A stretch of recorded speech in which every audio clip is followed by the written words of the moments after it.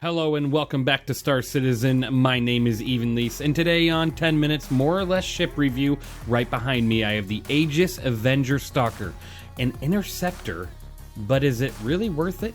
Let's take a look.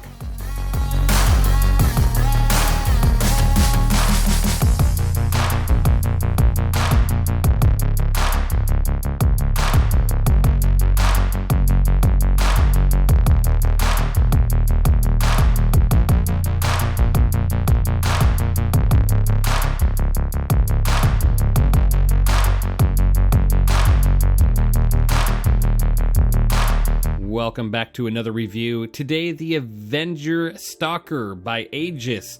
This ship here is an interesting one because honestly, in the most desk job glorified way of saying it, this ship could have been an email, honestly. Let's go ahead and get into this one right away. Now that we don't have any giveaways or anything, I still want to let you guys know you're all truly awesome, but we're going to get right into it. This ship is $60 on the Pledge Store, same price as its sister, the Titan, which we will be kind of comparing the two throughout the video.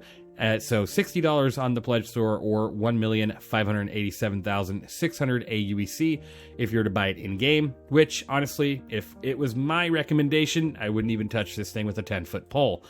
Now let's get into that.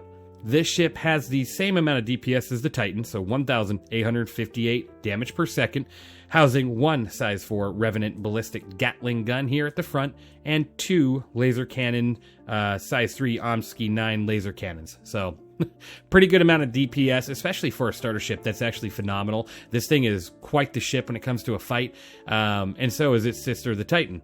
Now it has 2 size 2 Ignite 2 missiles and 2 size 2 Tempest 2 missiles. A good amount of missile firepower too for a starter, I'd say. It's definitely not bad. The damage per second is phenomenal, and this ship can definitely take on a fight. It handles really well, and it's got some of the top speeds in the game right now, due to the master modes changes and all that. Now, taking a look at the exterior here, this thing definitely has one thing going for it at least, and that's just the beautiful design that Avenger Titan, Avenger Stalker, or the Avenger Warlock has, and it looks really retro, like almost a spaceship of our day. This ship, looking at the exterior, does have 2 entrances, one at the front here at the canopy, which you can go ahead and walk up to the side and press F and enter there, or you can walk to the back and go through the back cargo ramp. Now, I really shouldn't even call this a cargo ramp, because honestly, this ship, again, really probably even shouldn't be a ship separate of the Titan. And there's a reason for that. You don't have any SCU, so no cargo grid, unlike the Titan. And it's actually replaced with 6 prisoner pods. That's the big difference between this and the Titan. You have no SCU, and you have 6 prisoner pods, which honestly, just pull the power cord and throw it in the back of the Titan. Why do you need a whole ship for this?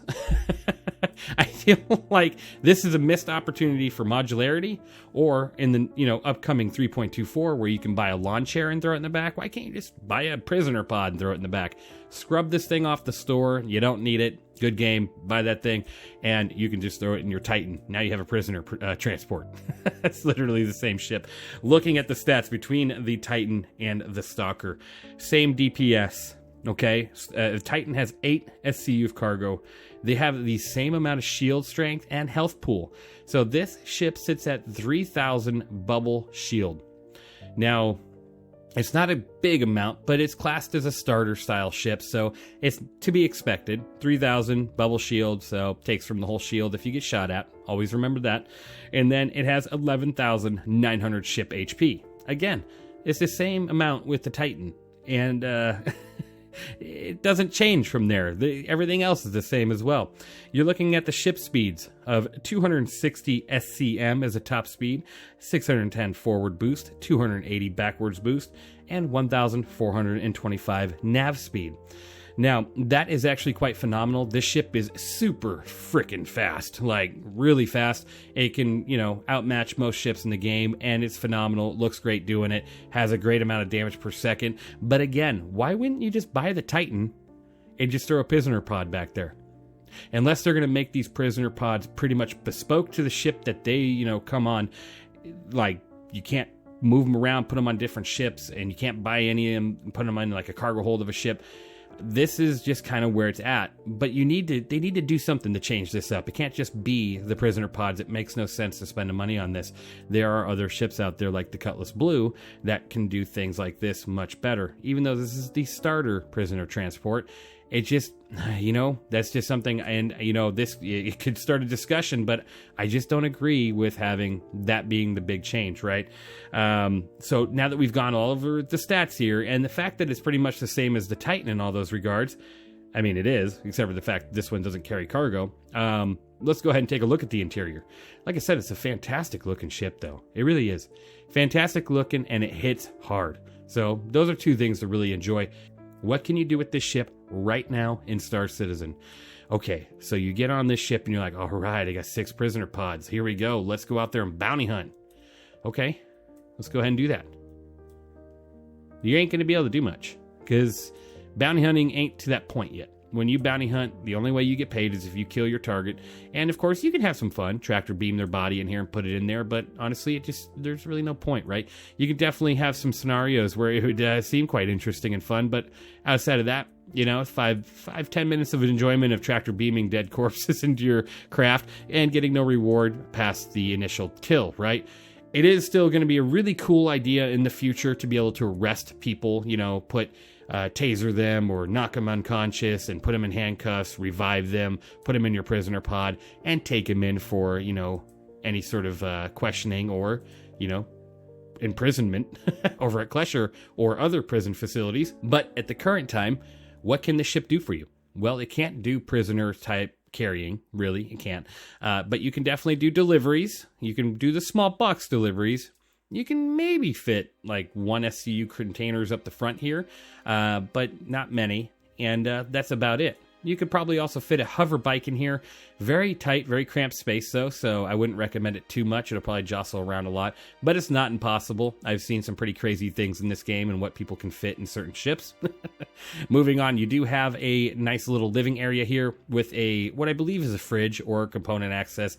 It's hard to tell. But and then over here you got more, applications and like maybe a little engineer station, probably more kitchen stuff. And then you got a panel and a nice bed over here with some panels. And yeah, this ship doesn't have its components pass or its gold standard, so don't expect anything pretty crazy. You got your packs of cocaine here above your bed, so you're good to go for a nice trip. Because you got to be pretty crazy to buy this ship and fly it as a daily. Honestly, I'm just being honest. This ship compared to the Titan, I just don't see the point of it. I really don't, and I hate having to hate on a ship because honestly, this style of ship is truly awesome, but this particular one just doesn't have much of a use right now, and so that's what I'm taking into account. Now, outside of that, again, there's no gold standard pass, no components pass, no weapons lockers. There's no cargo grid per se, but it's still an Avenger. It hits hard, it moves fast, so that's something that has going for it, right?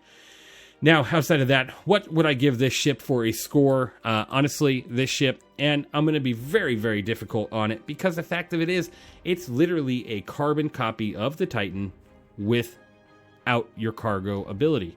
So you are actually hurting yourself to own this ship, whether it's in-game or, with real money. I just don't recommend it.